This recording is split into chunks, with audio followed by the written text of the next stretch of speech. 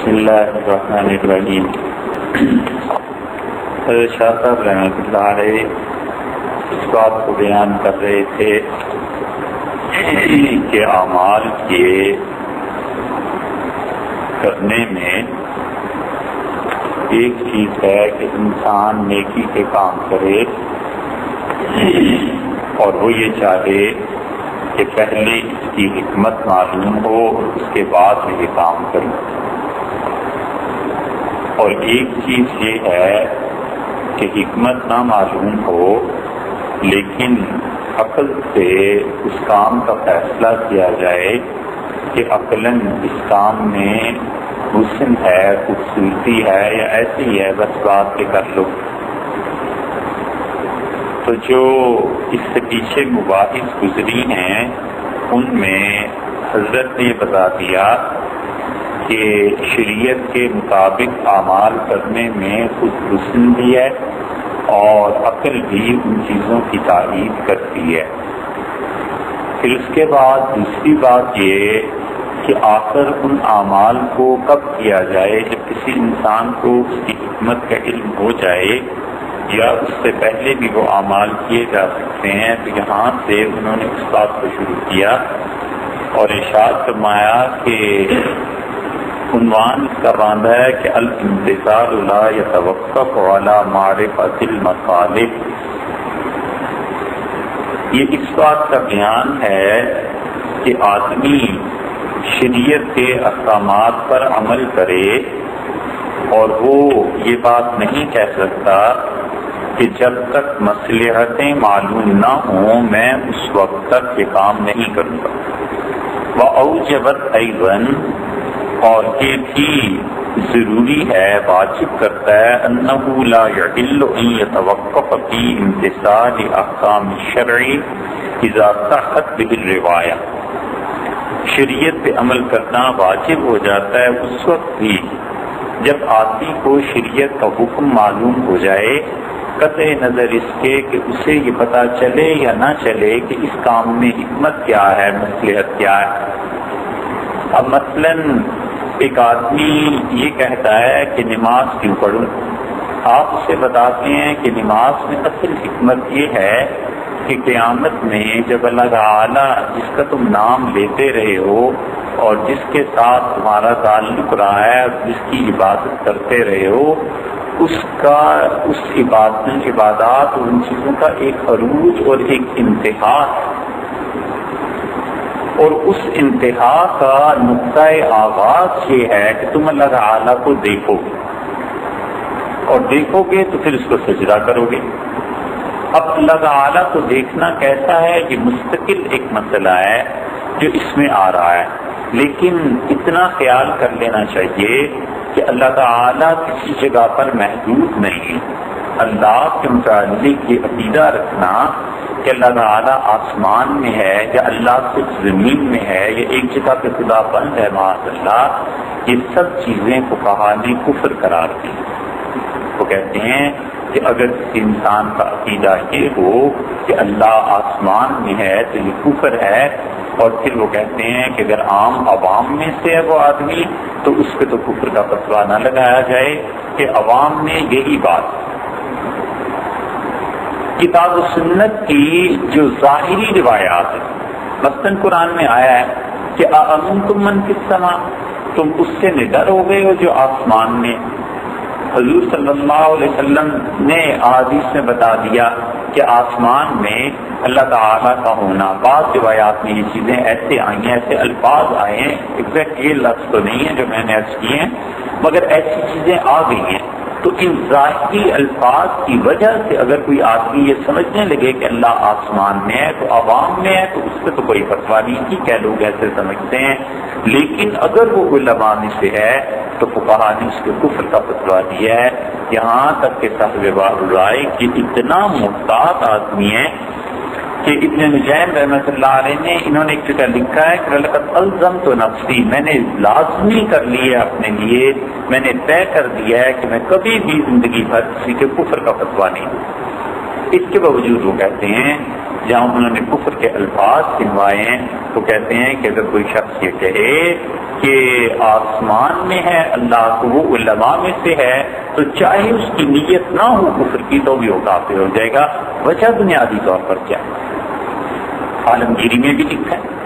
وہ کہتے ہیں کہ اگر قاضی خان کے حوالے سے وہ کہتے ہیں کہ اگر کسی آدمی نے یا عورت یا مرد نے محبت کے اظہار کے لیے کہا کہ آسمان میں اللہ ہے اور زمین میں تم مجھے اتنے اچھے لگتے ہو اتنے پیارے لگتے ہو تو فقہا کہتے ہیں اس نے کفر کا ارتکاب کیا اس لیے کہ اس نے اللہ کو یہ ساری جتنی چیزیں اس میں بنیاد ایک ہی ہے اور وہ یہ ہے کہ انسان کی جسم کی کسی بھی چیز کی جو صفات ہیں اس نے اللہ میں مانی. ہر جسم کی کچھ نہ کچھ حد تو ہے.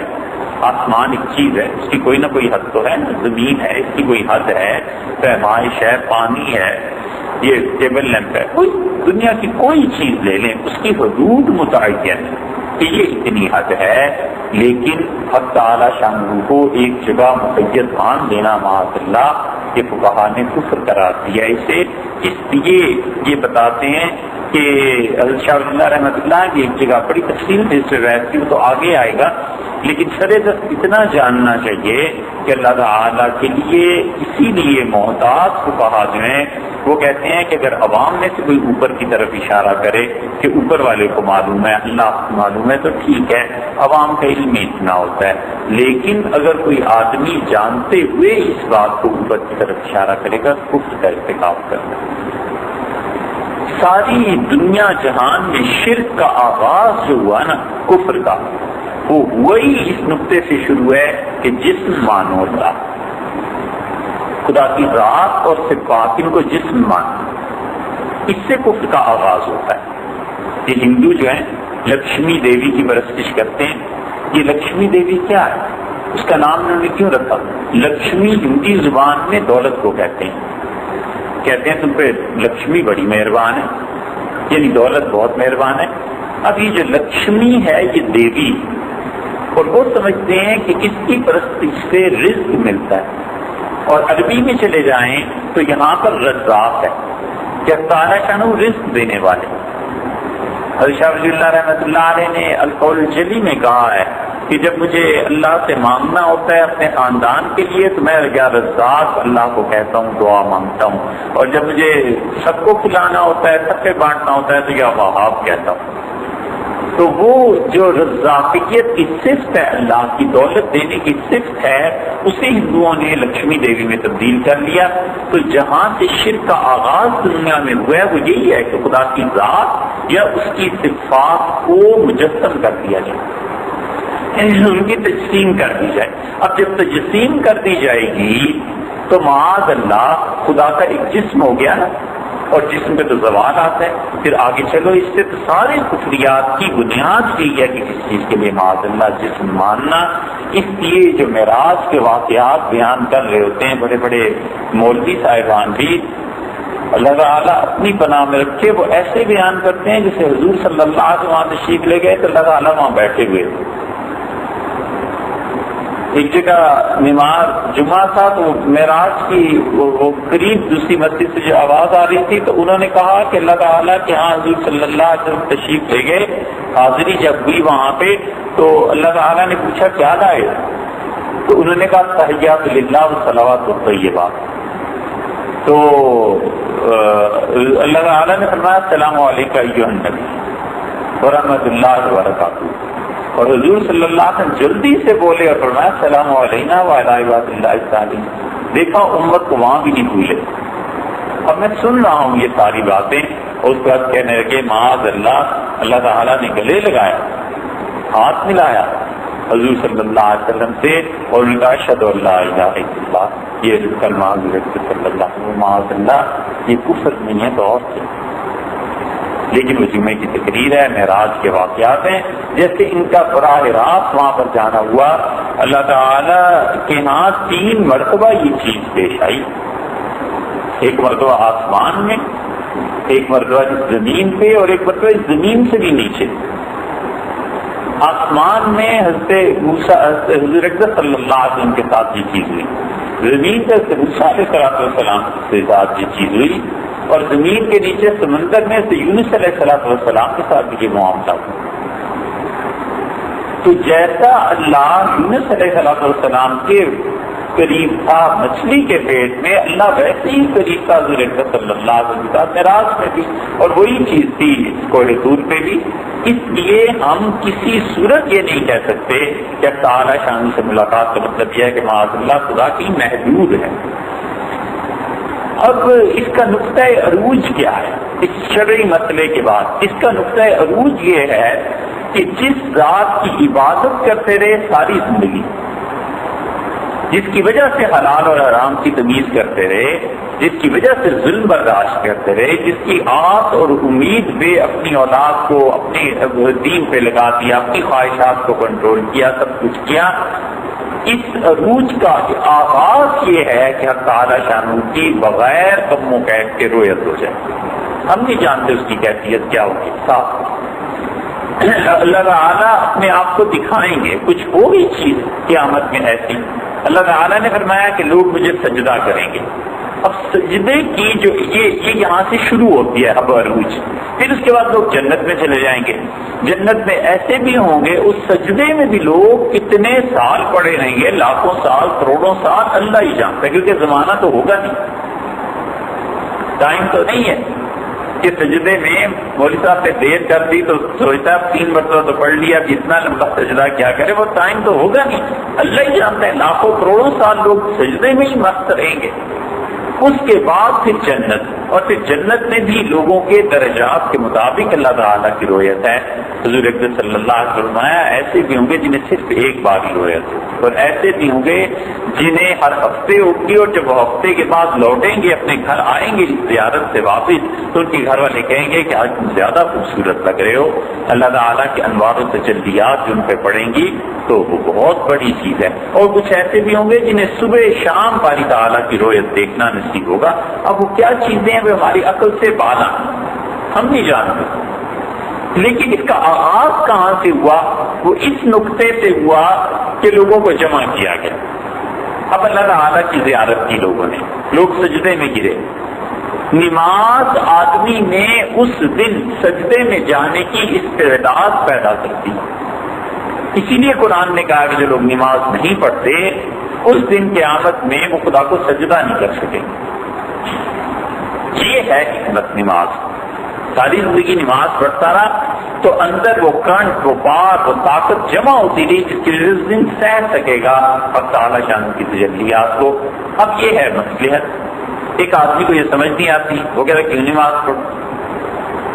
اور کسی آپ نے کسی کو یہ مصلحت آج پتہ چلی تو اب وہ کہے ہاں آج میں نماز شروع کرتا ہوں، پہلے چونکہ پتہ نہیں تھی اس لیے میں نماز بھی نہیں پڑھتا، تو یہ غلط بات ہے۔ شاہ صاحب رحمۃ اللہ علیہ فرماتے ہیں کہ دیکھو یہ نہیں ہو سکتا کہ ہم یہ کہیں کسی شخص کے لیے بھی، یہ جائز ہی نہیں ہے کہ وہ شریعت پر عمل کرنے سے رک جائے اور یہ عذر پیش کرے کہ جب تک مجھے حکمتوں کا معلوم نہیں ہوگا مجھے اس وقت آپ کا عمل نہیں کرنا، یہ بات درست نہیں ہے۔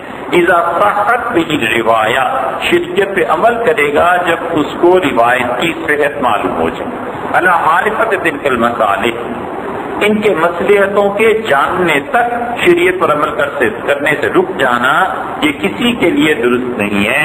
جب روایات صحیح اس تک پہنچ گئی اسے چاہیے کہ عمل کرے۔ اب روایات صحیح پہنچ گئی، یہ پیمانہ عوام کے ہاتھ میں نہیں دیا جا سکتا۔ بہت سی چیزیں ہر فیلڈ میں جو اس کا اہل کرتا ہے دوسرے کو نہیں دیتا۔ مثلاً بجلی کی مثال لیں، بجلی گھر ہے، اب بچہ جاتا ہے اور چھوٹے بچوں کو آپ دیکھیں کبھی اسکوٹر پہ بٹھائیں نا آگے موٹر سائیکل پہ تو وہ ڈرتے ڈرتے کسی بٹن کو ادھر کر دیتا ہے، کسی بٹن کو ادھر کر دیتا ہے، اس لیے کہ اسے پتہ نہیں ہوتا اس بٹن سے فرق کیا پڑے گا۔ ڈرتا اس لیے کہ کہیں ڈانٹ پڑے گی، مار پڑے گی، کہ موٹر سائیکل بند ہو گیا تو پھر سواری جاتی رہے گی، لیکن وہ کرتا ہے ایسی حرکتیں۔ اب اسی طرح کوئی بچہ جا کے جنریٹر والے سے کہے کہ صاحب یہ آف کر دوں میں، تو وہ اسے اجازت نہیں دے سکتا، اس لیے کہ اسے پتا ہے کہ اس کے آف کرنے سے کس سیکٹر کی کس جگہ کی بجلی ختم ہو جائے گی۔ بالکل ایسے ہی یہ جو ہے نا روایات کی صحت کے مسئلہ کیا ہے، یہ عوام کے ہاتھ میں نہیں دی جا سکتی۔ وجہ اس کی یہی ہے کہ عوام کو پتہ نہیں ہے کہ مسئلہ کیا ہے، کس کتاب میں لکھا ہے، اس مسئلے پہ کیسے عمل کرنا ہے۔ حضور صلی اللہ علیہ وسلم نے ایک بات بتائی ہے، وہ حدیث منسوخ ہو گئی تھی، نہیں ہوئی تھی، کیا ہوا تھا کیا نہیں ہوا تھا، تو ظاہر ہے کہ ہر آدمی کا اپنا فیلڈ ہے، دوسرے کو اس میں اجازت نہیں دی جا سکتی۔ بشارت فرماتے ہیں کہ روایات جب صحیح طور پر ثابت ہو جائیں تو پھر اس پہ عمل کرنا ہی ہے۔ عدم، اور یہ نہیں کہا جا سکتا کہ جب تک حکومت معلوم نہیں ہوگی اس وقت تک ہم عمل نہیں کریں گے۔ کیوں؟ لعدم استقلال عقول کثیر من الناس فی معرفت کثیر من المصالح، اس لیے کہ بہت سے لوگوں کی عقل میں شریعت کے احکامات کی مصلحتیں نہیں آ سکتی۔ اب دیکھیں آپ، یہی مصلحت ایک مثال ہم نے اپنے پاس یہی دے دی، اسی مثال کو آپ لے لیں کہ سجدہ کیوں، نماز کیوں پڑھنی ہے، استعداد پیدا کرنی ہے۔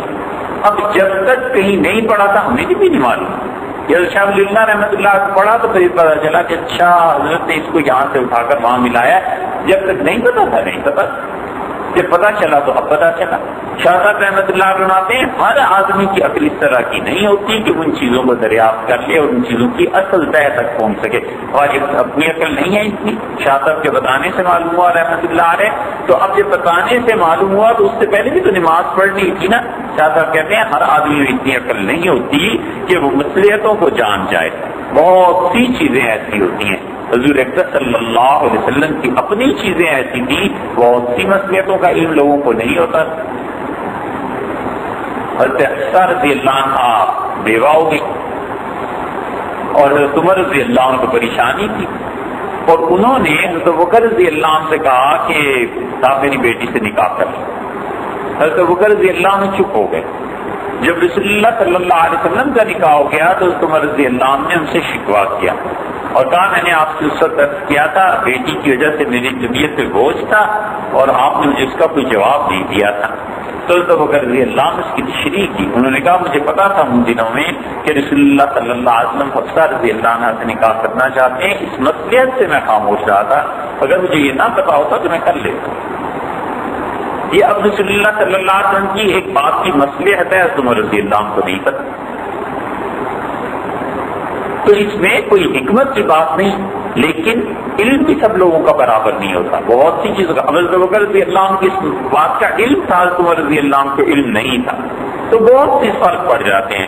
اور پھر شاہ صاحب رحمۃ اللہ نے اچھی بات لکھی، وہ کہتے ہیں وَلِقَوْلِ النَّبِيِّ صلی اللہ علیہ وسلم أَوْسَعَ عِنْدَنَا مِنْ عَقُولِنَا، اور اس کی وجہ یہ بھی ہے کہ رسول اللہ صلی اللہ علیہ وسلم کی عقل پر اعتبار کرنا زیادہ صحیح ہے بنسبت اس کے کہ ہم اپنی عقل پر اعتبار کریں۔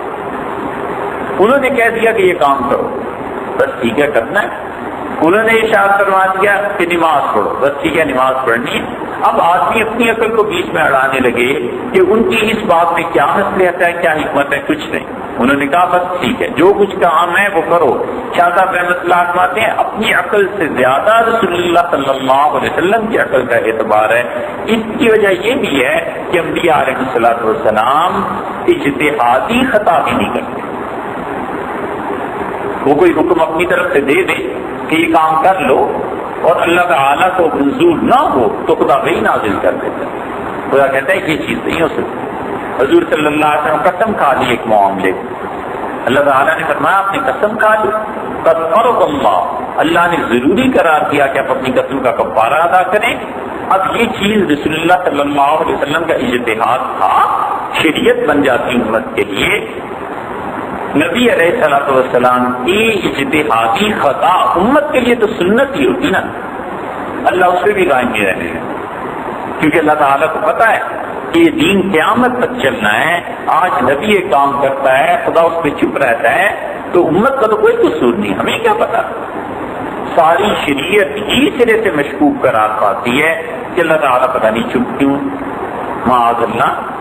اسی لیے اللہ تعالیٰ نے بتا دیا کہ کئی واقعات ہیں جہاں رسول اللہ صلی اللہ علیہ وسلم نے کچھ کیا، اللہ تعالیٰ کو وہ چیز منظور نہیں تھی، فوراً پر اللہ وان کلمات زندہ رہو، ان منافقوں نے عذر کیا کہ ہم کیوں جنگ میں نہیں گئے. اللہ تعالیٰ نے اللہ آپ سے درگزر فرمائے کیوں آپ نے انہیں اجازت دے دی تھی مدینہ منورہ میں رہنے, فوج سے پیچھے رہنے کی اجازت آپ نے کیوں دے دی؟ تو اب رسول اللہ صلی اللہ علیہ وسلم نے اپنی رائے مبارکہ سے دی تھی. ایک ہی صورت تو ہو سکتی ہے, مگر نہ اگر دوسری صورت کریں کہ اللہ کی اجازت سے دی تھی تو اللہ تعالیٰ نے اجازت بھی دی, پھر یہ بھی کہہ دیا کہ ہم نے آپ کو معاف کیا تو کوئی بات نہ ہوئی. تو رسول اللہ صلی اللہ علیہ وسلم اپنی رائے سے دی تھی, خدا نے کہا نہیں ایسے نہیں کرنا چاہیے تھا.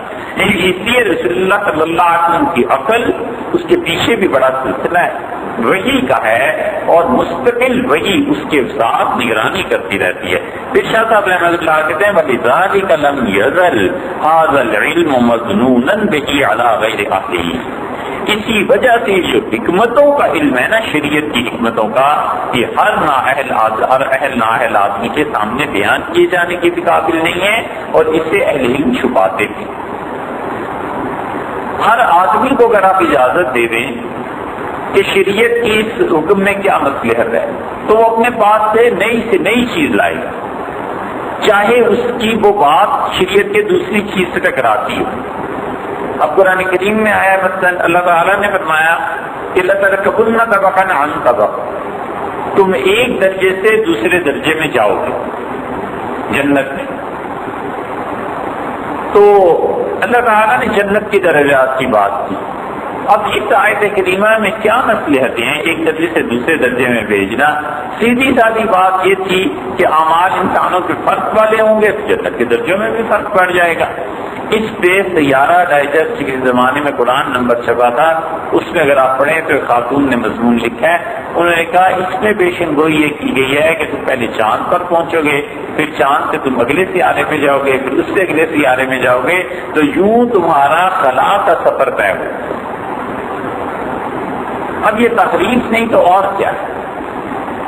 اتنے ایس ایم ایس آئے, اتنے ایس ایم ایس, حیرت ہوتی تھی کہ کس کو جواب دیں اور کس کو نہ دیں, اور وہ سارے ایسے تھے کہ جی یہ 9/11 کا جو واقعہ تھا یہ اللہ تعالیٰ نے سورہ توبہ میں بیان کر دیا. اللہ جانے کس طرح بیان کیا ہے, کیا کیا ہے, معاذ اللہ. یہ سب کیا ہے, یہ کتاب و سنت کے ساتھ ایک طرح سے کھیلنا ہے, مذاق ہے اور کیا. کہ سورہ توبہ میں یہ واقعہ آ گیا تھا اور اس کے لمبے چوڑے دلائل بھی اور سب کچھ, تو یہ ظلم ہے. اسی لیے شاہ صاحب رحمۃ اللہ کہتے ہیں شریعت کے کاموں کی جو علم اور جو اس کی مصلحتیں ہیں یہ ہر آدمی کے حوالے نہیں کی جا سکتی, ہر آدمی اس میں دخل نہیں دے سکتا, اور اس سے جو اگلی بات لکھی ہے وہ اس سے زیادہ سخت ہے.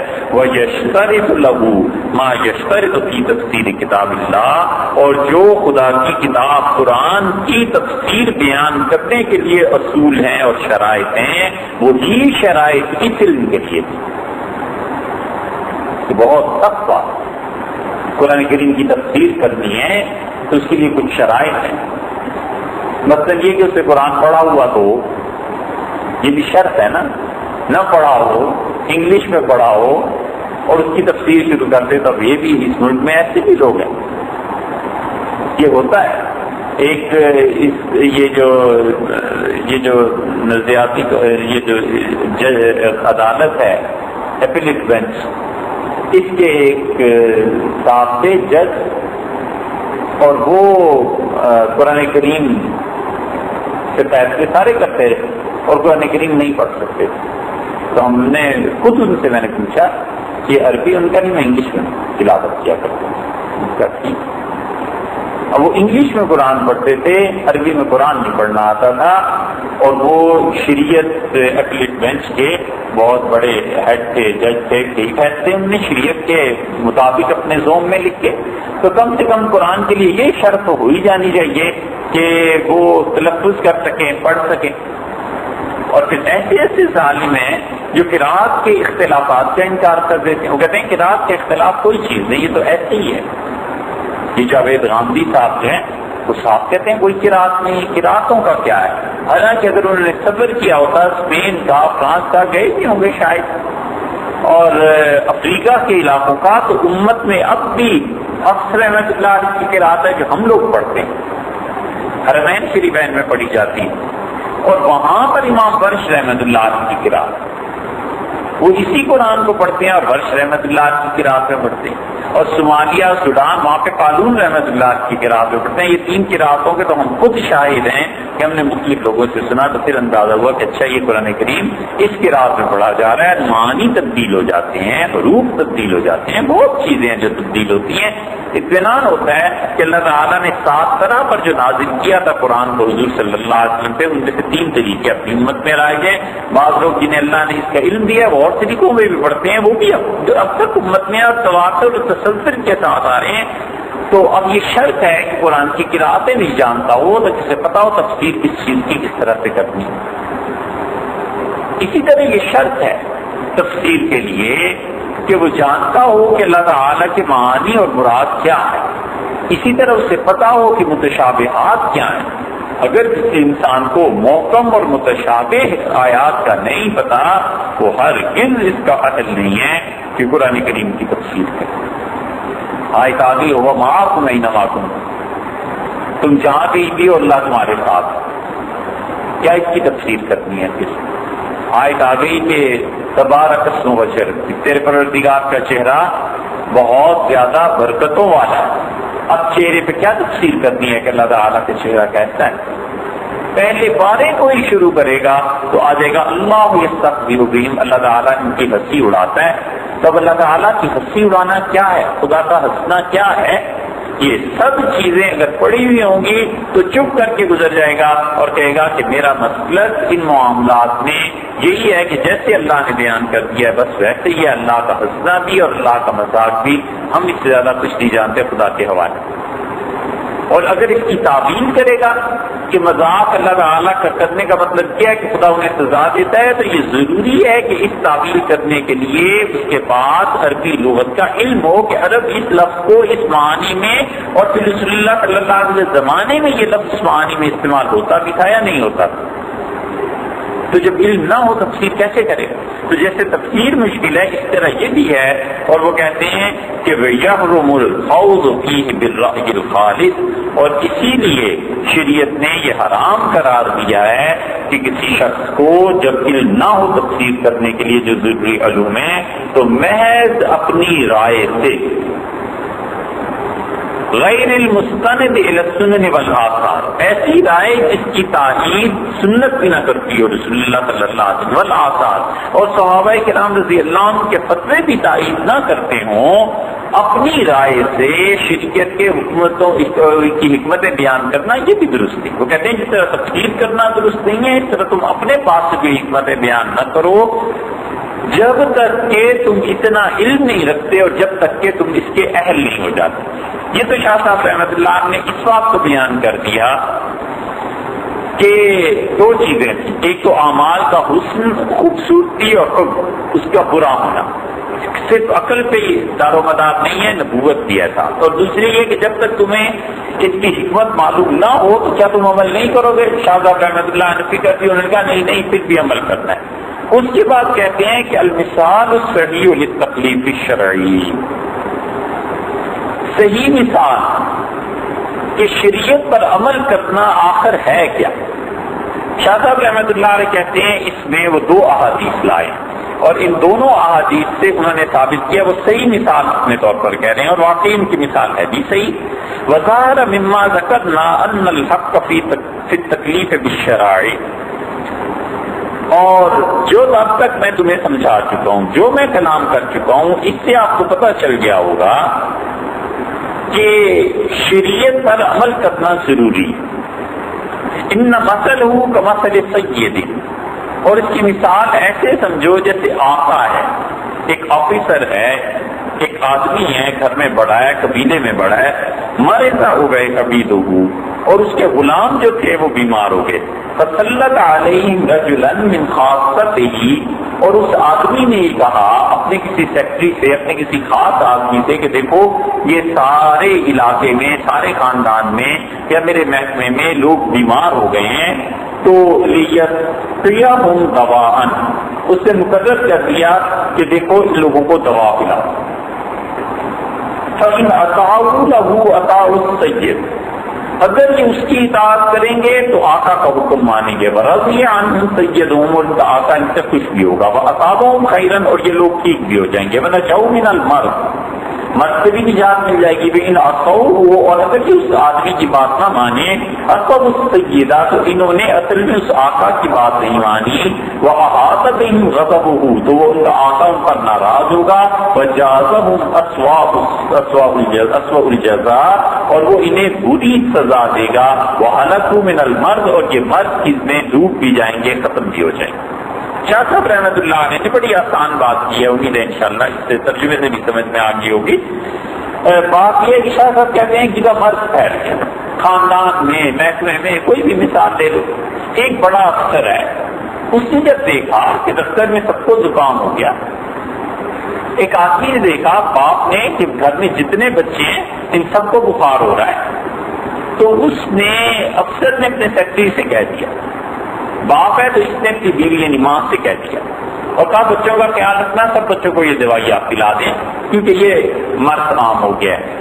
اب بچے یہ چھوٹے ہیں دفتر میں، وہ نہ مانے، تو اب استاد جو اصل تھا افسر اور شوہر، اس کے درمیان اور ان بچوں کے درمیان ایک اور واسطہ بن گیا، وہ ماں کہہ لو، کچھ بھی کہہ لو، سیکرٹری کہہ لو، تو اس سیکرٹری کی بات کا ماننا اصل میں آقا کی بات کا ماننا، اور مانیں گے نجات پا جائیں گے، مرض ٹھیک ہو جائے گا، اگر نہیں مانیں گے تو پھر ہلاک ہوں گے خود بھی، اور اصل میں اس آدمی کا کوئی قصور نہیں ہے، یہ تو نافرمانی کر رہے ہیں آقا۔ ڈاکٹر نے دوا دے دی، اسے کہا گھر میں لے جا کے بچوں کو پلا دیں، اب بچے اگر باپ کی نہ مانے تو باپ کا ماننا نہ ماننا الگ ہے، اصل میں ڈاکٹر کے نسخے کا انکار ہے، اور اگر مان لیں گے تو شفا بھی پا جائیں گے، ڈاکٹر نے جو کچھ لکھا ہے اس پہ بھی حرم اور اعتماد قائم ہو جائے گا۔ شاہ صاحب رحمۃ اللہ علیہ بس اس بات کو کہتے ہیں کہ یہ ہے بات، تو مطلب یہ تھا کہ اللہ تعالیٰ نے براہ راست احکام تو کسی کو نہیں نہ دیے، وہ دنیا انبیاء علیہ السلام کے ذریعے سے اور رسول اللہ صلی اللہ علیہ وسلم اور دیگر انبیاء علیہ السلام کی، جس نے اطاعت کی اور بچ گیا، نجات پا گیا، تو اس نے حقیقت میں اللہ ہی کی اطاعت، اور اگر اس نے ان کی نہیں مانی تو حقیقت میں نبی کریم صلی اللہ علیہ وسلم کی بات کی اس نے اللہ ہی کی نہیں مانی۔ یہ ہے، اس سے ایک مسئلہ اور ثابت ہوتا ہے، پتہ چلتا ہے، اور مسئلہ یہ ہے کہ حلال اور حرام کا اصل اختیار اللہ کو، بڑی بحث ہوئی ہے اس سے، لیکن اس ساری بحث کا خلاصہ یہ ہے کہ حلال اور حرام کرنے کا اختیار کس سے حاصل ہے۔ مثلاً حضور اکرم صلی اللہ علیہ وسلم نے کسی کو کہہ دیا، ان کی بیوی نے شکایت کی کہ صبح نماز کے لیے نہیں اٹھتا، آپ نے فرمایا جب تمہاری آنکھ کھلا کرے نماز پڑھ لیا۔ امام شافعی رحمۃ اللہ علیہ فرماتے ہیں یہ پوری امت کے لیے، جب آنکھ کھلے نماز پڑھ لیا کرو۔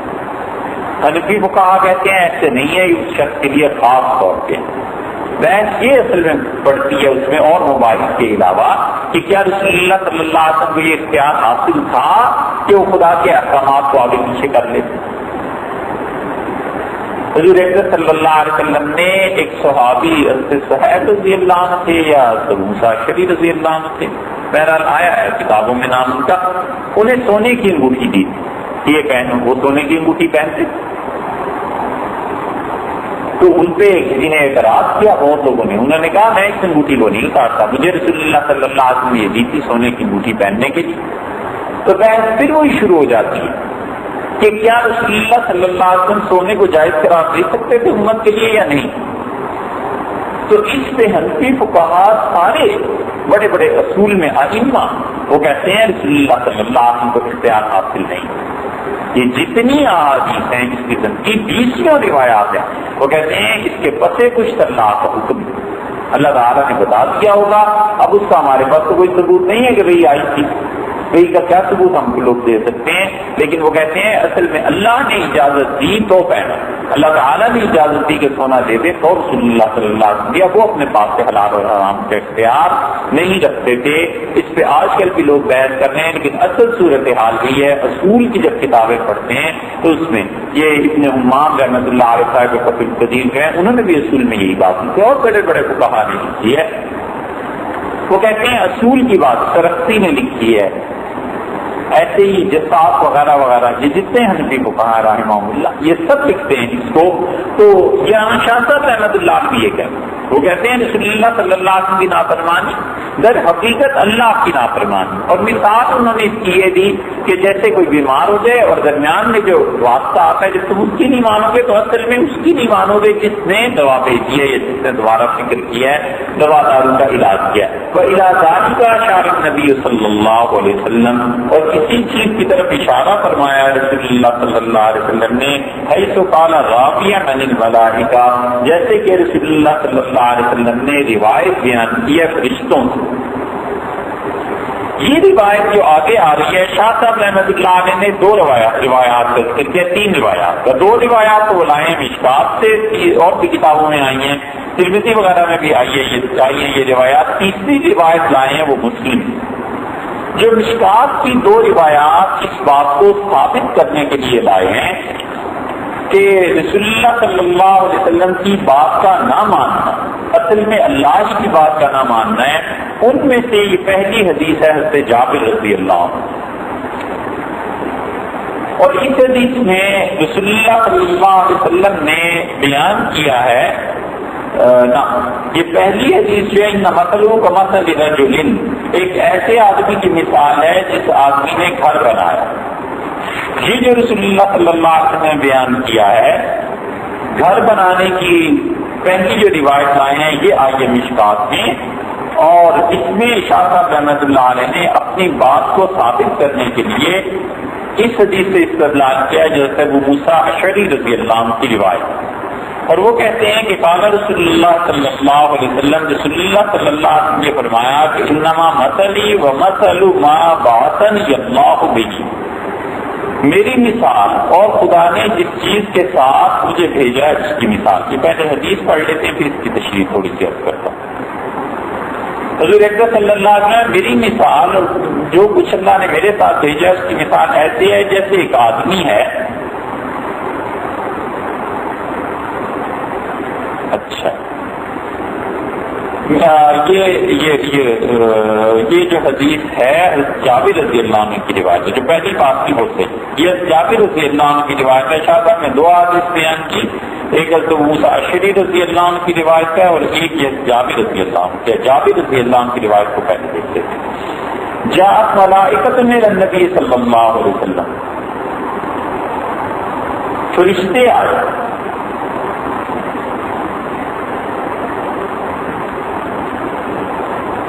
اور حضور اکرم صلی اللہ علیہ وسلم آرام فرما رہے تھے.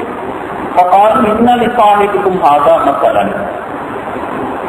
تو انہوں نے کہا تمہارے یہ صاحب جو سو رہے ہیں نا ان کی ایک مثال ہے, فضربوا له مثلا, کوئی مثال بتاؤ یہ کیا ہے. قال بعضهم انهم نائمون, فرشتوں نے کہا کہ یہ تو سو رہے ہیں, اور کچھ فرشتوں نے کہا ان العین نائمۃ, آنکھ سو رہی ہے, والقلب یقظان, اور دل بیدار. فقالوا مثلہ کمثل رجل, تو دوسرے فرشتوں نے جواب دیا اور انہوں نے کہا کہ اس کی مثال ایسے سمجھو جیسے کسی آدمی نے گھر بنایا وجعل فیہا مخدوبہ, اور اس نے دسترخوان بچھایا, وبعث داعیا, اور ایک آدمی کو بھیجا اور اس نے کہا کہ دعوت دو, جا کے لوگوں کو بلاؤ, لوگوں کو آئیں اور میرے دسترخوان پہ کھانا کھائیں. فمن اجاب الداعی دخل الدار, تو جو آدمی اس بلانے والے کی پکار کو سن کے گھر میں داخل ہوا, وہ اکل مخدوبہ, اور بیٹھ کر اس نے کھانا کھایا, ایک تو وہ گروہ ہوا. ومن لم یجب داعی, اور جس نے اس بلانے والی کی بات کو نہیں مانا, لم یدخل الدار, وہ گھر میں داخل بھی نہیں ہوگا, ولم یاکل المخدوبہ, اور اس نے وہ کھانا بھی نہیں کھایا. فقالوا اولوها, جو پہلے فرشتے تھے انہوں نے کہا اس کی کوئی تعبیر بیان کرو, یہ تو تم نے مثال دے دی. لہو یفقہا, تاکہ یہ شخص سونے والا اس کو سمجھے. قال بعضهم انهم نائمون, انہوں نے کہا یہ تو سو رہے ہیں. دوسرے گروہ نے کہا ان العین نائمۃ والقلب یقظان, لیکن دیکھو ان کا دل جاگ رہا ہے, آنکھیں گچے سو رہی ہیں.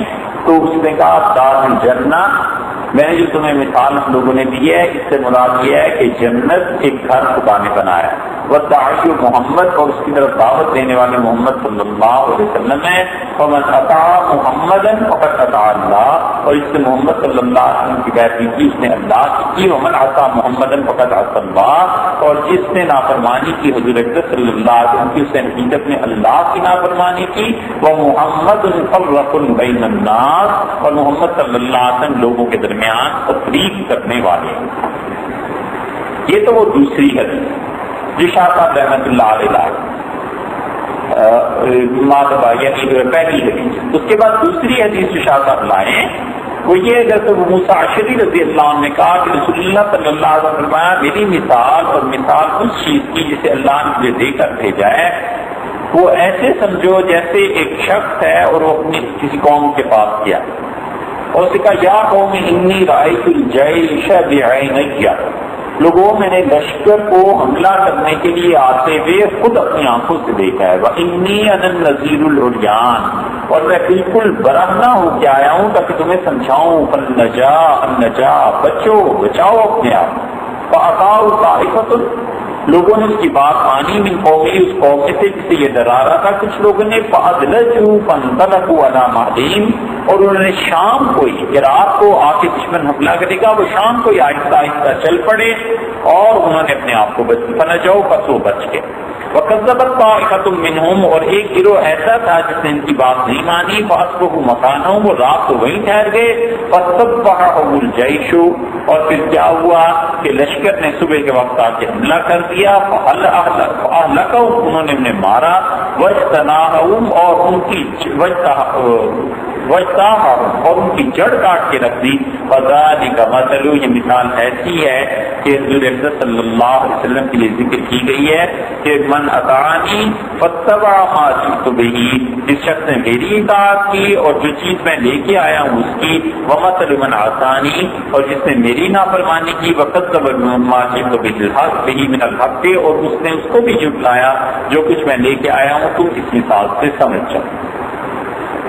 شاہ صاحب رحمۃ اللہ علیہ نے اپنے مدعا کو ثابت کرنے کے لیے یہ دو احادیث مشکات کی نقل کی۔ تیسری حدیث وہ لائے ہیں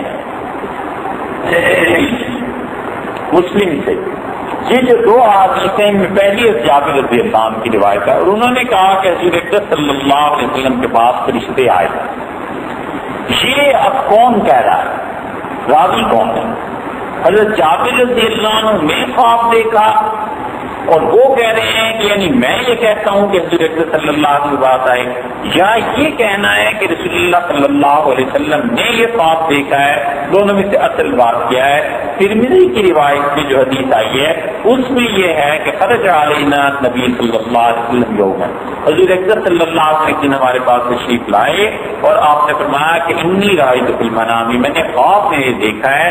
تو اس سے معلوم ہوتا ہے کہ یہ خواب اصل میں حقیقتاً خود رسول اللہ صلی اللہ علیہ وسلم ہی کا ہے۔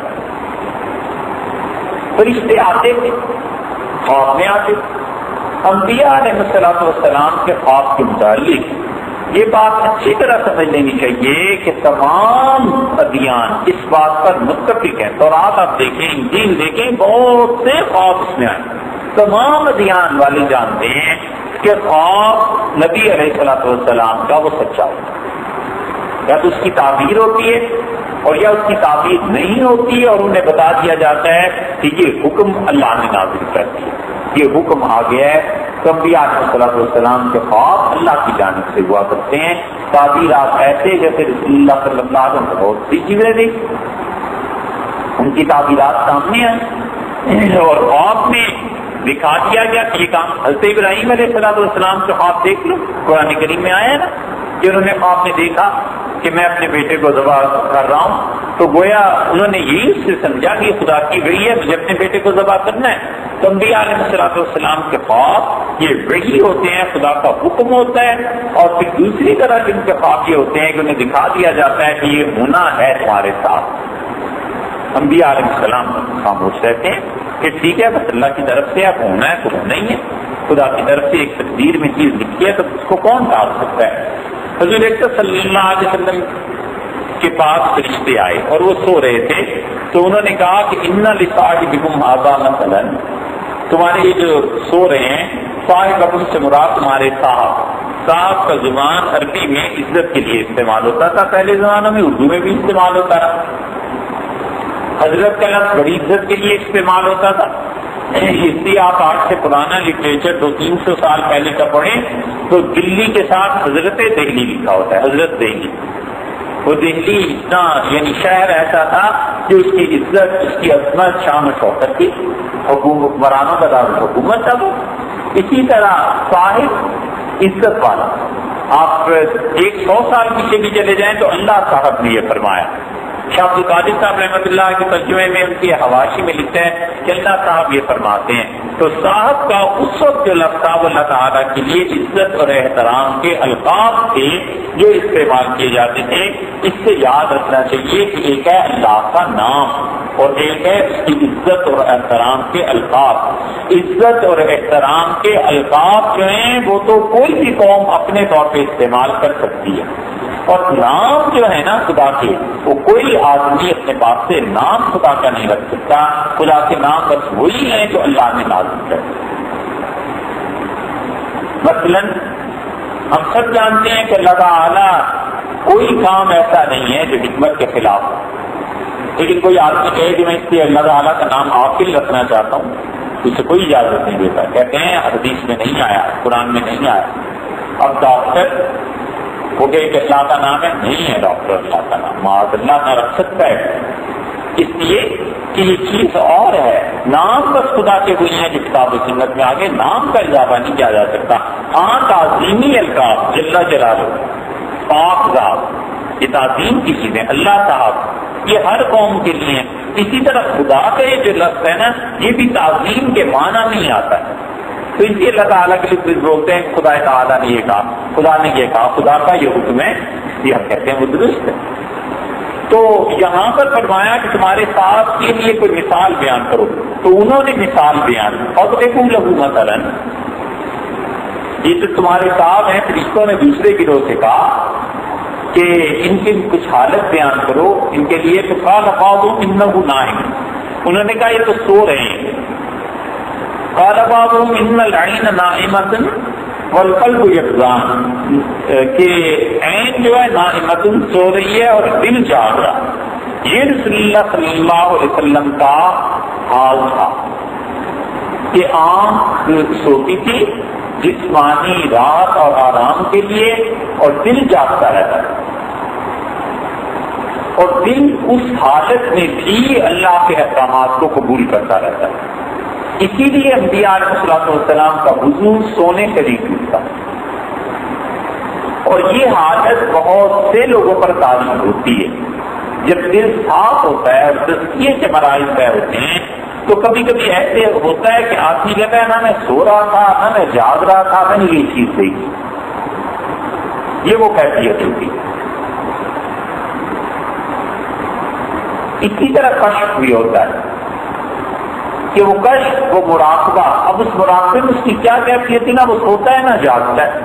کوئی خاص کسی چیز کے تصور کے ساتھ بیٹھا ہوا ہے، اللہ تعالیٰ نے اسے کوئی چیز دکھانی ہے تو اس کے ہوش و حواس آہستہ آہستہ معطل ہونا شروع ہوتے ہیں. تھوڑے سے معطل ہوتے ہیں، اسے سمجھ آ رہی ہوتی ہے کہ مثلا پنکھا چل رہا ہے، بجلی کی کوئی چیز ہے، دروازہ بند ہے، کوئی داخل ہو رہا ہے نہیں ہو رہا. اس کے ساتھ ساتھ وہ کوئی چیز دیکھ رہا ہوتا ہے. یہ ہے کشف.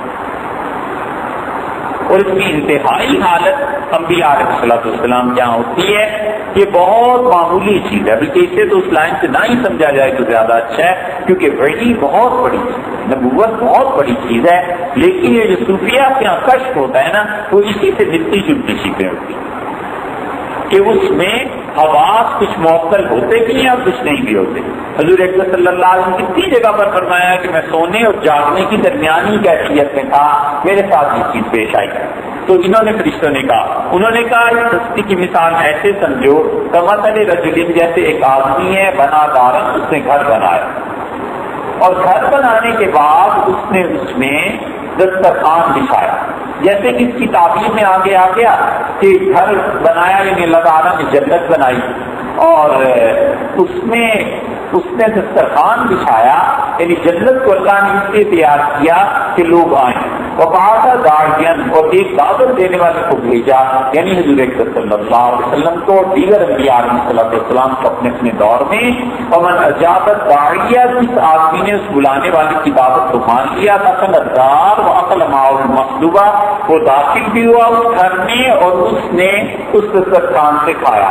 مطلب یہ تھا جن لوگوں نے بھی حضور صلی اللہ علیہ وسلم کی بات کو مان لیا وہ جنت میں بھی چلے جائیں گے، اور جنت میں اللہ نے جو بھی انعامات رکھے ہیں ان انعامات سے وہ لوگ فائدہ اٹھائیں گے. ومن لم یجد داعی، اور جس نے دعوت دینے والے کو یعنی رسول اللہ صلی اللہ علیہ وسلم کی بات کو نہیں مانا، نہ وہ جنت میں جائے گا اور نہ وہ دسترخوان سے کھانا کھا سکے. شاہ صاحب رحمۃ اللہ علیہ مثال بیان کرتے ہیں کہ ایک درمیان میں آدمی ہے، اوپر دوسری طرف ڈاکٹر ہے جو کہتا ہے کہ اس دوائی کو کھلاؤ، وہ درمیان کا آدمی اور پھر اس کو اس حکم کو نافذ کرنا ہے. اسی طرح انہوں نے مثال حدیث سے دے دی کہ حضور صلی اللہ علیہ وسلم اللہ کا حکم لے کے آئے ہیں اور وہ لوگوں تک پہنچا رہے ہیں. فقالوا اولوها، انہوں نے کہا اس مثال کو بیان کرو، ذرا اس کی وضاحت کرو تاکہ دو لہو یفقہ تاکہ رسول اللہ صلی اللہ علیہ وسلم سے سمجھے. ہوتا یہ ہے کہ مثالوں کی بھی تعبیر ہوتی ہے. محاورہ ہوتے ہیں تو بچہ پوچھتا ہے اس کا کیا مطلب. کوئی محاورہ لے لے، نہ نومن تیل ہو نہ راجا ناچے، بچہ پوچھتا ہے کہ اس کا کیا مطلب. گدے کے سر پہ تین، ہزاروں محاورے ہر زبان میں ہوتے ہیں. اسی طرح خواب کی بھی تعبیر ہوتی ہے، اسی طرح کشف کی بھی تعبیر ہوتی ہے. تو وہ تعبیرات انبیاء علیہ السلام کیا کرتے ہیں اور اس کے بعد امت میں مختلف افراد کو یہ حصہ ملتا ہے. اور یہ تعبیر کا علم ایسا ہے کہ کبھی کبھی اللہ تعالیٰ منصب کے مطابق بھی دے دیتا ہے. یہ ضروری نہیں ہے کہ وہ آدمی نیک ہو، حتیٰ کہ یہ بھی ضروری نہیں ہے کہ مسلمان. کافر کو بھی کبھی کبھی خدا تعبیر سمجھا دیتا ہے. وجہ اس کی ہوتی ہے کہ اس کا منصب اتنا بڑا ہوتا ہے کہ اسے دکھایا جاتا ہے کہ اگر یہ تم حرکت کرو گے تو اس کے نتیجے میں جنگ ہو سکتی ہے، لاکھوں آدمی مر سکتے ہیں نہ کرو. یہ رستم جو تھا حضرت عمر رضی اللہ عنہ جب ایران پہ حملہ کیا ہے تو یہ اپنا خواب بیان کرتا تھا. بادشاہ نے جب مشورہ کیا کہ عرب آ رہے ہیں اور حملہ ہو رہا ہے تو میٹنگ ہوئی، سارے سردار چھوٹے بڑے سب جمع ہوئے. تو بادشاہ نے کہا تو رستم تو گویا ساری ان کی آرمی کا چیف تھا. اس نے کہا نہ لو، بات یہ نہیں ہے کہ ہمارے پاس اسلحہ نہیں کہ آپ میدان جنگ سے بھاگنا چاہتے ہیں. میں نے یہ جو ان کا آیا تھا قاصد ہمارے پاس پیغام لے کے اس سے پوچھا تھا کہ تم حلیہ بیان کرو کہ تمہارا جو آقا ہے، جو حکمران ہے، سربراہ، اس کا حلیہ کیا ہے. تو اس نے جو حلیہ بیان کیا حضرت عمر رضی اللہ عنہ، وہ میں نے اس سے کچھ دن پہلے خواب میں اس شخص کو دیکھا تھا. تو یہ نہ کہنا کہ رستم لڑنے سے گھبراتا ہے. میں نے خواب میں یہ دیکھا کہ جتنے ہمارے ذخائر ہیں اسلحے کے اور جس جگہ پر رکھے ہوئے ہیں ان تمام جگہوں پر تالے لگ گئے اور وہ چابیوں کا گچھا میرے ہاتھ میں تھا اور میں نے وہ چابیوں کا گچھا اس شخص کے ہاتھ پہ رکھا. اور میں اس کی تعبیر یہ دیتا ہوں کہ شکست کھا جائیں گے. مسئلہ اسلحے کا اور فوج کا نہیں ہے، یہ ایک چیز میں نے دیکھی ہے، تم میری مانو. تو جو دوسرے تھے انہوں نے کہا تمہیں تو ایسی الٹی سیدھی باتیں نظر آتی ہیں، ہم نے لڑنا ہی ہے. اور لڑے اور پھر ہوا جو کچھ ہوا. تو کبھی کبھی منصب کے اعتبار سے کوئی آدمی اتنا اونچا ہوتا ہے کہ اسے دکھا دیتے ہیں. منصب اس کا باپ بادشاہ کا، کبھی باپ کو کوئی چیز نظر آ جاتی ہے، پورے خاندان کے لیے کوئی چیز نظر آ جاتی ہے.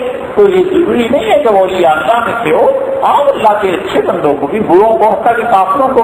یہ خدا کا ایک نظام ہے، اس کی بنیاد اللہ کی رحمت ہے تاکہ اس کی مخلوق بچے عذاب سے، تاکہ اس کی مخلوق کو کوئی نقصان نہ پہنچے. اللہ تعالیٰ اس طرح یہ چیزیں دکھا دیا کرتے ہیں. یہاں انہوں نے کہا کہ اس کی تعبیر کرو تاکہ سمجھ میں آئے. انہوں نے کہا دیکھو یہ سوئے ہوئے ہیں. پھر انہوں نے وہی الفاظ دہرائے کہ حضور اکرم صلی اللہ علیہ وسلم کا دل جاگ رہا ہے اگرچہ آنکھیں سوئی ہوئی ہیں. تو انہوں نے کہا دیکھو جو گھر بنایا ہے وہ جنت ہے اور جو بلانے والے ہیں اس کی طرف حضور اکرم صلی اللہ علیہ وسلم ہے. جس نے ان کی اطاعت کی اس نے اللہ کی اطاعت کی اور جس نے حضور اکرم صلی اللہ علیہ وسلم کی نافرمانی کی اس نے اللہ تعالیٰ کی نافرمانی کی. اور محمد صلی اللہ علیہ وسلم ایسے ہیں کہ فرقوا بین الناس کے لوگوں کے درمیان تفریق کرنے والے ہیں. یعنی اہل جنت اور اہل جہنم اب الگ ہوتے چلے جائیں. قیامت تک آخری نبوت تھی. جو ان کی مانے گا جنت میں چلا جائے گا, اس گھر میں جائے گا, دسترخوان پہ جائے گا, کھانا کھا لے گا. جو نہیں مانے گا نہ اس گھر میں داخل ہو سکے گا, نہ دسترخوان پہ بیٹھ سکے گا, نہ وہ کھانا کھا سکے گا. دوسری مثال دے دی حضرت ابو موسیٰ اشعری رضی اللہ عنہ. انہوں نے کہا کہ رسول اللہ صلی اللہ علیہ وسلم میری مثال مثل ما آسانی اللہ بھی, اور جو کچھ مجھے دے کر بھیجا گیا. اس حدیث میں جو ماں کا لفظ آیا ہے نا, عربی میں بنیادی طور پر ماں کا لفظ استعمال ہوتا ہے بے جان چیزوں کے لیے. تو ایسے مواقع پر ماں کو وہ من میں تبدیل کر دیتے ہیں اور کبھی کبھی اس کی ضرورت نہیں بھی ہوتی, بڑی مشکل پیش آ جاتی ہے. چوتھے پارے کے آخر پر فرمایا نا وَلَا تَنْكِحُوا مَا نَكَحَ آبَاؤُكُمْ وَلَا تَنْكِحُوا مَا نَكَحَ آبَاؤُكُمْ. ان سے نکاح نہ کرنا. آگے جو نکاح کیا ہے تمہارے باپ دادا نے. اب یہ ماں ہے وہاں نفس, اس کو عام طور پر مفسرین نے من میں کر دیا ہے. حالانکہ اس موقع پہ من کیسے آ سکتا ہے؟ اللہ تعالیٰ نے من کیوں نہیں نازل کیا؟ اہل علم کو چاہیے کہ اس بات پر غور کریں. یہاں پر محدثین نے اس ماں کو من کر دیا. حالانکہ اگر ماں بھی رہے تو بات ٹھیک ہے کہ رسول اللہ صلی اللہ علیہ وسلم میری مثال اور جو کچھ مجھے دے کر اللہ نے بھیجا ہے اس کی مثال ایسے ہے جیسے ایک آدمی ہے. عطا قومن مکھی قوم کے پاس آیا فقال, اور اس نے کہا یا قوم لوگوں انی رأیت الجیش بعینی, میں نے اپنی آنکھوں سے لشکر کو دیکھا ہے. وانی انا النذیر العریان, اور میں جو ہوں نا یہ بالکل برہنہ تمہیں ڈرانے والا ہوں. فالنجا والنجا, بچو بچو, میں تو خود دیکھ کے آیا ہوں کہ دشمن کی فوجیں آ رہی ہیں. حضور صلی اللہ علیہ وسلم نے مثال بیان کی. مثال ہوتی ہے اس لیے تاکہ لوگ اس کو سمجھیں. مثال وضاحت کے لیے ہوتی ہے, مثال اصول نہیں ہوتا. ہمیشہ حقیقت پہلے ثابت ہوتی ہے پھر اس کی مثال دیا کرتے ہیں کہ مثال سے سمجھیں. یہ جتنے اللہ کے علاوہ باقی دیگر اولیاء کرام سے, زندوں سے, وفات شدگان سے ماننے والے ہوتے ہیں نا, کہتے ہیں جی اب دیکھو فرض کر تمہیں چھت پہ جانا ہے تو سیڑھی لگاؤ گے نا, جب سیڑھی نہیں لگاؤ گے چھت پہ نہیں پہنچو گے. تو اسی طرح یہ سیڑھی ضروری ہے, اسی طرح اولیاء اللہ کی بھی معاذ اللہ عبادت ضروری ہے. ہم کہتے ہیں مثال اس کا وہ جب اصل بھی ثابت ہو. اصل یہ ثابت نہیں ہے, یعنی خدا کے ساتھ عبادت میں کسی کو شرک کرنا ہی ثابت نہیں ہے, تو یہ مثالیں کس بات کی دے رہے ہو؟ تو حضور اکرم صلی اللہ علیہ وسلم بھی مثال دیتے تھے تاکہ لوگوں کو سمجھائیں ان چیزوں کو جو اصل میں ثابت ہو چکی. تو اصل میں رسالت ثابت ہے, سب کچھ ہے. آپ نے فرمایا جیسے کوئی براہمنا ڈرانے والا آتا ہے. یہ عریان کا لفظ جو ہے نا یہ عربوں میں استعمال ہوتا تھا کوئی آدمی کپڑے اتار. عریانی کسی سارے الفاظ بنے, اور یہ جب کسی بہت بڑے حادثے کی اطلاع دینی ہوتی تھی تو وہ قاصد اپنے کپڑے اتار کے سر پہ رکھ لیتا تھا, اور کبھی کبھی وہ اس کو ڈنڈے پہ باندھ دیتا تھا, اپنے کپڑوں کو ڈنڈا اوپر کر دیتا تھا. لوگ سمجھ جاتے تھے کہ جو ننگا آدمی آ رہا ہے اس کا مطلب ہے بہت بڑی بات ہونے والی. ابو سفیان رضی اللہ عنہ نے بھیجا اور آپ نے فرمایا کہ جاؤ اور جا کر مکہ مکرمہ میں اطلاع دو کہ تمہارا خزانہ رک جائے گا. حضور اکرم صلی اللہ علیہ وسلم آ چکے ہیں فلاں مقام پر, اور یہی شاہراہ عربوں کی تجارتی قافلے یہیں سے گزرتے ہیں, اور اگر ہم پہ چھاپا پڑ گیا مارے گئے تو یہ پیسہ مارا جائے گا 50 کروڑ سے زیادہ سامان. حدیث میں آتا ہے کہ مکہ مکرمہ میں کسی عورت کے پاس چند تولے چاندی بھی تھی تو وہ بھی اس نے ابو سفیان رضی اللہ عنہ کے جاؤ اور تجارت کر کے آؤ تاکہ جو ہجرت کر کے چلے گئے ہیں انہیں مارا جائے. اور حضور اکرم صلی اللہ علیہ وسلم جو مکہ مکرمہ مدینہ منورہ میں نکلے ہیں اصل میں اس قافلے کو لوٹنے کے لیے تاکہ ان کی معیشت پر ضرب ایسی کاری پڑے کہ نہ پیسے ہوں نہ آئندہ اٹھ کے لڑ سکیں.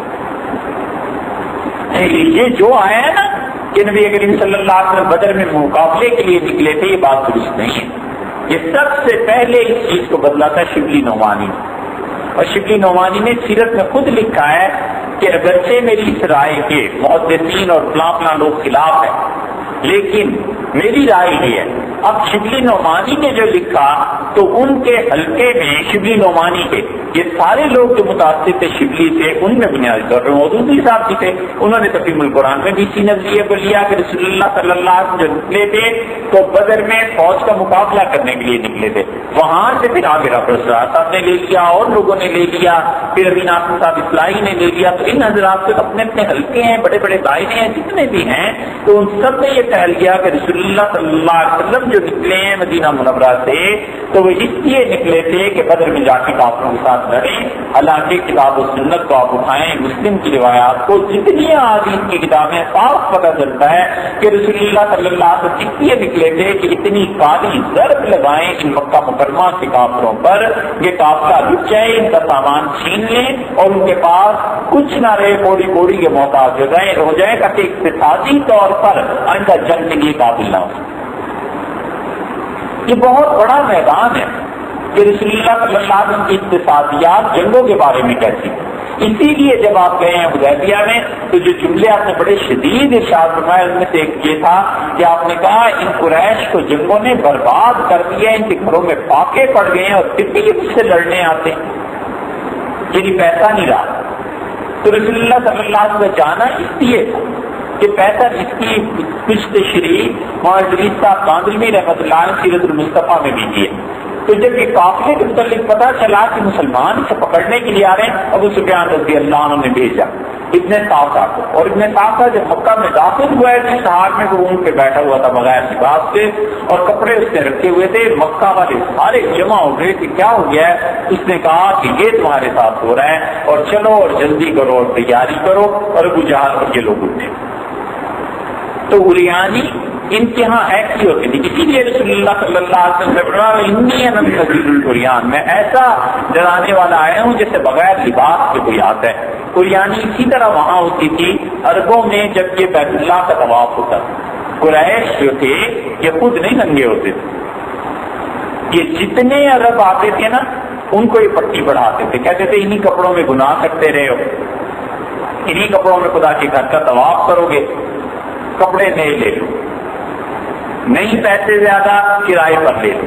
تو کرائے پہ کپڑے بھی مل جاتے تھے مکہ مکرمہ میں اور کرائے پر اور خریدار میں بھی مل جاتے تھے. لوگ وہاں سے نئے کپڑے لے لیتے تھے یا ان قریش والوں کا لباس لے کے اس سے طواف کیا کرتے تھے. اور یعنی وہاں بھی یہ زبار رضی اللہ عنہ تھی. زبار بنت عامر حضور اکرم صلی اللہ علیہ وسلم کی شادیوں کا جو موضوع ہے نا میں بات سے ذرا سا ہٹ رہا ہوں مجھے خیال آ گیا ایک اور بات کا. یہ لوگوں نے ابھی تک اس کو ایسے نہیں لکھا جیسے لوگوں کو لکھنا چاہیے. اسی وجہ سے یہ جتنے بھی مستشرقین ہیں نا یہ بار بار جو کارٹون چھاپتے ہیں اب ہندوؤں نے بھی چھاپے ہیں وہ اصل بنیادی وجہ یہ ہے کہ وہ کہتے ہیں حضرت صلی اللہ علیہ وسلم جو کرنے کی شخص اتنی شادیاں کی کیوں. بنیادی بات یہ اس نے بھی مرتد وہ جو ہے انگلینڈ کا کیا نام رشدی نے اسی پہ بکواس لکھا ہے جو کچھ لکھا ہے وہاں تک. اور مسلمانوں میں اب تک کوئی ایسا آدمی نہیں جو اس سارے مرحلے کو پڑھے اور اچھی طرح مطالعہ کرے 5-7 سال اسی موضوع کو پڑھتا رہے اور پھر لکھے کہ اصل میں اتنی شادیوں کی بات کیا ہے. ابھی ایک آدمی اس نے بھی ایک مضمون لکھا عائشہ رضی اللہ عنہ لکھ کے عائشہ رضی اللہ عنہ 6 سال کی اور رسول اللہ صلی اللہ علیہ وسلم کی عمر مبارک کم سے کم بھی 50-52 برس کی تھی. یہ شادی کیسے ہو گئی؟ اب اس میں جو کچھ لکھتے ہیں وہ لکھتے ہیں. تو ایک صاحب پڑھے، انہوں نے مضمون کو لا کے پڑھایا تو کہنے لگے میں اس پہ پھنس گیا ہوں اس معاملے میں، یہ کچھ مدد مجھے ملنی چاہیے، میرا ایمان ناکارت ہو جائے۔ تو میں نے کہا رسول اللہ صلی اللہ علیہ وسلم کی شادی کب کی تھی عائشہ رضی اللہ عنہا؟ ان کو نہیں کی، تھوڑے حیران ہوئے۔ میں نے کہا سوال کو بدلو اور جتنی واقعات ہیں اس شادی کے سب کو پڑھو، اس کا آغاز کہاں سے ہوا ہے، اس کی ابتدا ہوئی ہے رسول اللہ صلی اللہ علیہ وسلم نے حضرت خولا رضی اللہ عنہ سے اپنا خواب بیان کیا، حضرت خدیجہ رضی اللہ عنہ کا انتقال ہو گیا اور نبی کریم صلی اللہ علیہ وسلم نے فرمایا کہ شادی کی ضرورت ہے، بچے چھوٹے ہیں، بچیاں چھوٹی ہیں، ان کی دیکھ بھال گھر کے کام کون سنبھالے؟ تو انہوں نے کہا کہ دو رشتے ہیں، ایک رشتہ تو ہے سودا رضی اللہ عنہ کا جو بعد ام المومنین بنی، اور ایک رشتہ آپ ہی کے بھائی حضرت بکر رضی اللہ عنہ کی بیٹی حضرت عائشہ رضی اللہ عنہ۔ عربوں میں چھوٹے ہوتے میں رشتے ہوتے تھے، یہ تو ان کا رواج ہے، اصل بات آگے چلتی ہے۔ رسول اللہ صلی اللہ علیہ وسلم نے فرمایا کہ خولا نے جب یہ بات کہی تو میں نے خواب میں دیکھا عائشہ تمہیں کہ مجھے کپڑے میں، ریشمی کپڑے میں لپیٹ کے کوئی چیز دی گئی جنت سے لا کے۔ یہ ایک جگہ آیا، جنت کے تو الفاظ نہیں ہے، لیکن رسول اللہ صلی اللہ علیہ وسلم مجھے ریشمی کپڑے میں چیز دی گئی، فرشتوں نے کہا یہ آپ کے لیے تحفہ ہے، میں نے اسے کھولا تو اس میں تو تم تھی۔ پھر دوسرا خواب رسول اللہ صلی اللہ علیہ وسلم نے ایسے ہی دیکھا اور آپ نے فرمایا میں نے سوچا کہ اللہ کو اگر یہ منظور ہوگا تو ہو جائے گا، نہیں ہوگا تو نہیں ہوگا۔ اس کو کوئی نہیں بیان کرتا۔ ہم نے کہا رسول اللہ صلی اللہ علیہ وسلم تو نکاح نہیں کیا، اب تو اوپر سے حکم آیا، اب ادھر جاؤ اللہ سے پوچھو کہ یہ کیوں کیا، جو خواب دکھایا ہے۔ حتیٰ کہ حضرت عائشہ رضی اللہ عنہ کا رشتہ ہو چکا، حضرت عائشہ رضی اللہ عنہ کا رشتہ اتنے بڑے گھرانے میں ہوا تھا کہ وہاں نہ تو کوئی سوچ نہیں سکتا تھا، اور وہ لوگ تھے طائف سے جب رسول اللہ صلی اللہ علیہ وسلم واپس آئے تو مکہ والوں نے دروازے بند کر دیے، کوئی مکہ مکرمہ میں آنے کی اجازت دینے کو تیار نہیں تھا۔ تو رسول اللہ صلی اللہ علیہ وسلم نے زید رضی اللہ عنہ سے کہا، زید کہنے لگے میں بڑا پریشان تھا کہ کہاں جائیں، اور طائف رسول اللہ صلی اللہ علیہ وسلم گئے کیوں تھے؟ اس وجہ سے گئے تھے کہ مطالب کا انتقال ہو گیا تھا۔ عربوں کا یہ پورا نظام تھا، یہ قبائلی نظام تھا، پناہ کے چیتے تھے۔ اب بھی قبائلی نظام ہے، آپ سرحد میں چلے جائیں، بلوچستان میں، دنیا میں کہیں چلے جائیں، جو قبیلے کا سردار کہتا ہے کہ آپ ہمارے مہمان ہیں، آپ ہمارے تحفظ میں، دنیا لڑ جائے مر جائے، وہ کہتے ہیں ہم نہیں دیتے اپنے مہمان، ہم نے اس کی گارنٹی دی ہے۔ آپ دیکھیں نا امریکن سٹیزن شپ کیا ہے، وہ کہتے ہیں ہمارا سٹیزن کی گارنٹی دی ہے، ہم نے اس کو امن امان کی، تم کیسے ایسے آپ کو چھیڑ سکتے ہو؟ یہی قبائلی نظام تھا۔ ابو طالب نے حضور اکرم صلی اللہ علیہ وسلم اپنی پناہ میں لے رکھا، اب جب ابو طالب کا انتقال ہوا تو مکہ میں اب کون پناہ میں لیتا؟ ابو لہب تو لے نہیں سکتا تھا۔ ابو لہب اتنا کھلاتا تھا لوگوں کو، اتنا بڑا اس کا دسترخوان تھا کہ ابو لہب کو لوگ جواد کہتے تھے، لوگ کہتے تھے ہاتھ میں وقت ہے، لیکن بدبختی اس کی غالب آئی تو کیسی غالب آئی؟ اب پناہ دینے والا کوئی نہیں تھا۔ رسول اللہ صلی اللہ علیہ وسلم طائف گئے کہ کوئی قبیلہ مجھے پناہ دے دے، طائف میں یہ بات نہیں بنی، واپس آئے تو مکہ والوں نے دروازے بند کر دیے، تو آپ نے اسے زید رضی اللہ عنہ کہا کہ زید جاؤ اور جبیر مطمئن ابھی کے ہاں جاؤ، اور وہ میرے والد کے دوست ہیں، ان سے بات کرو۔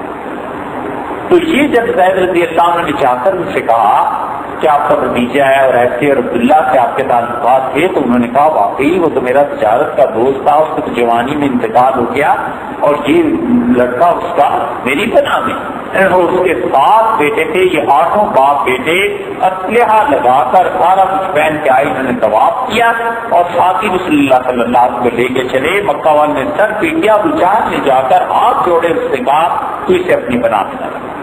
انہوں نے طواف کیا اور اس کے بعد انہوں نے آ کر مکہ کی بھری مجلس میں اعلان کیا کہ محمد صلی اللہ علیہ وسلم میں نے پناہ دی ہے، اور دیکھو اگر اس شخص کو کچھ ہو گیا تو مجھ سے برا کچھ نہیں ہوگا۔ اور رسول اللہ صلی اللہ علیہ وسلم جو مشہور دعا ہے، آپ نے فرمایا میں دعا مانگ رہا تھا، مجھے پناہ دے رہے تھے، یہ ساری چیزیں آ گئی۔ اب اس موقع پر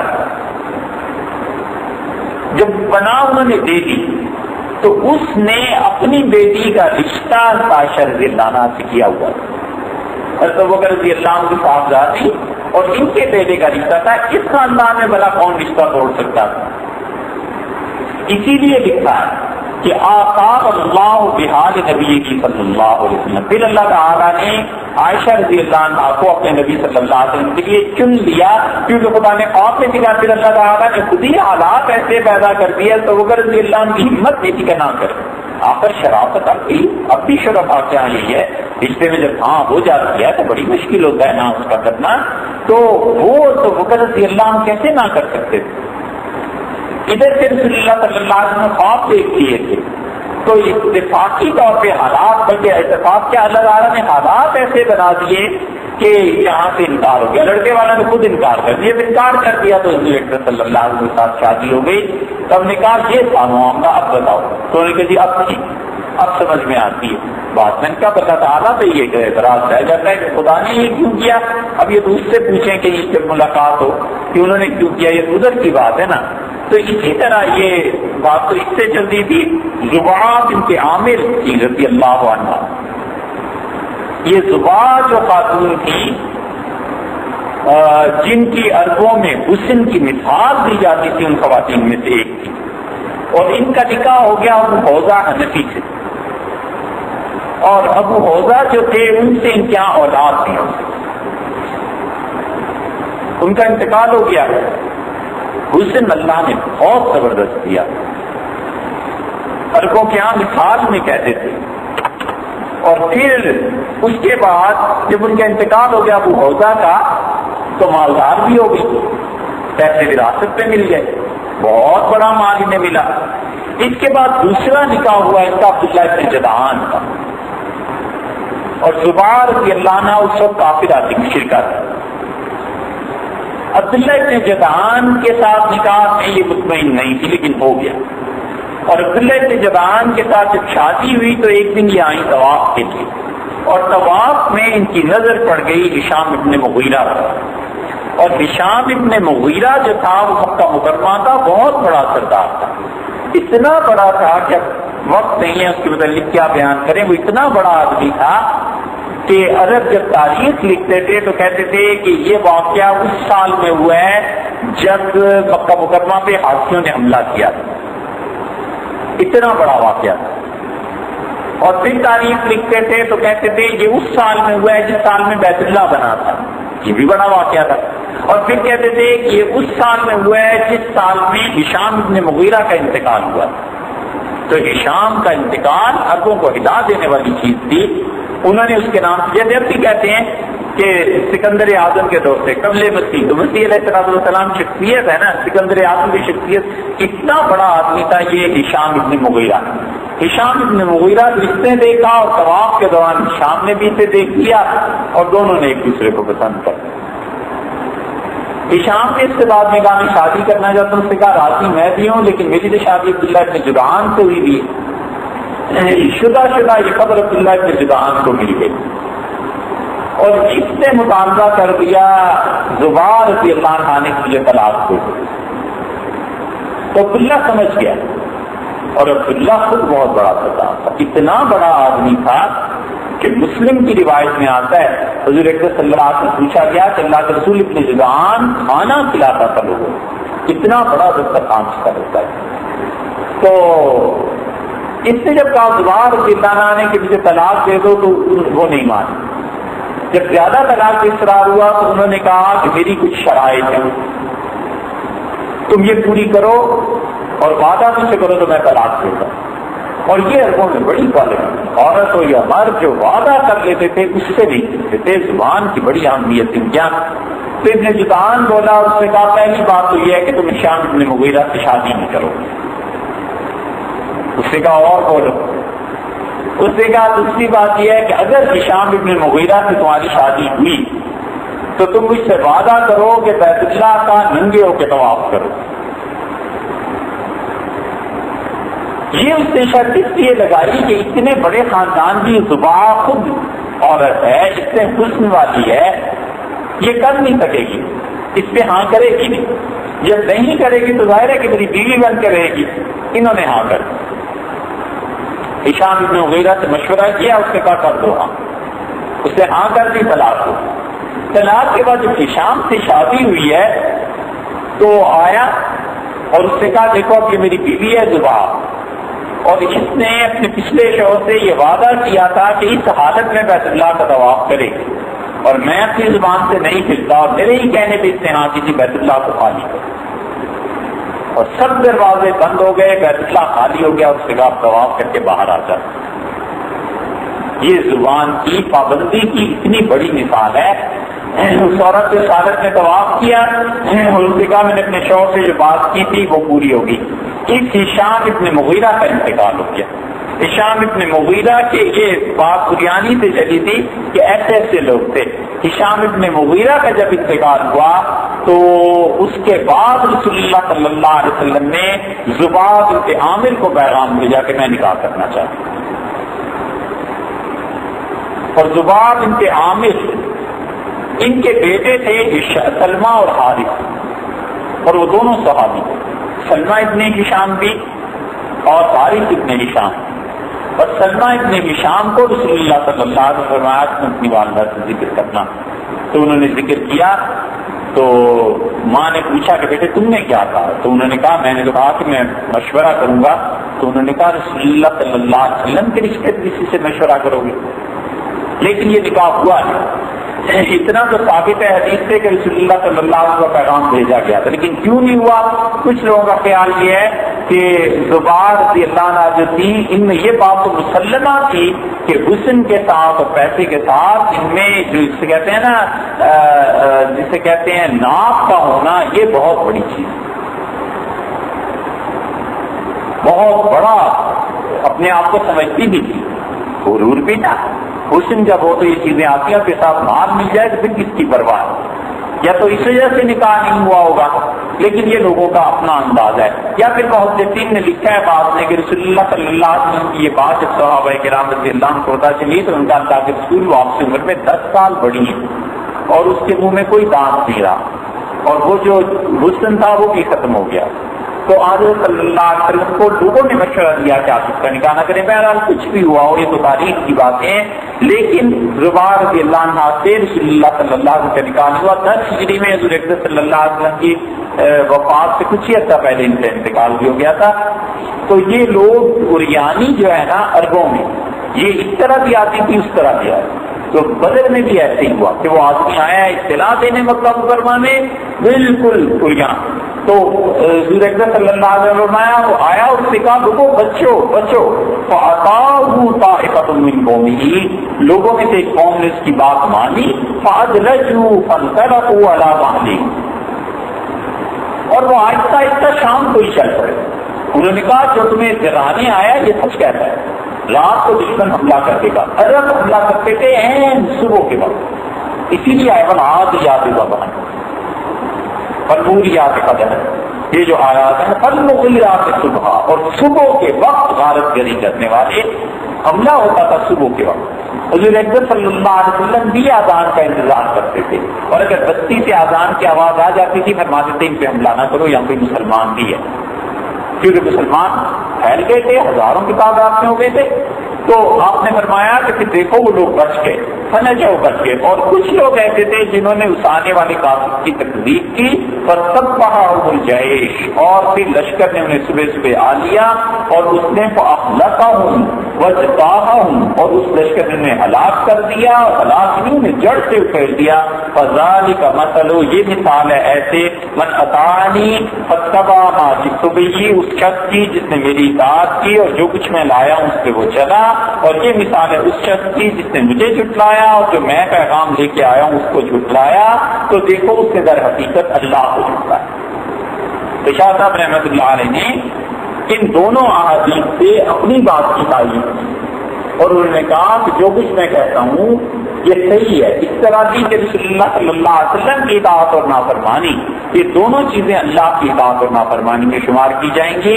تو جو چیزیں احادیث میں آ گئی ہیں اسے مانو، حکمت سمجھ میں آئے یا نہ آئے تم بس اس پہ عمل کرو۔ تیسری حدیث وہ لائے ہیں مسلم کی اور اس کا ایکسٹرا لائے ہیں یہ 3 شاء